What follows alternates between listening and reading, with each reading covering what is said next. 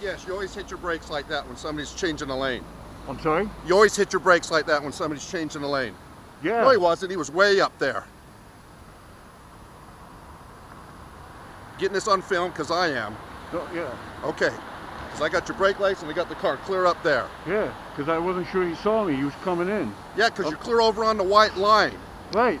Yeah, For my put your safety. brake lights on. Right, you understand that, right? For my safety, so.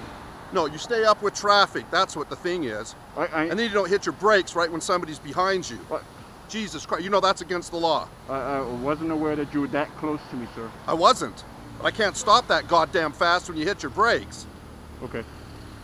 I understand. So what do we need? What can we do? What can we do? Yeah. I can write you a shitload of tickets. Okay. How can I avoid that? But just next time, just drive. Yes, normal. sir. Normal. Yes, sir. Just drive normal. Yes, sir. We good? Yeah, I'm good. All right. No problems. No problem. Thank you. Okay, have a nice night.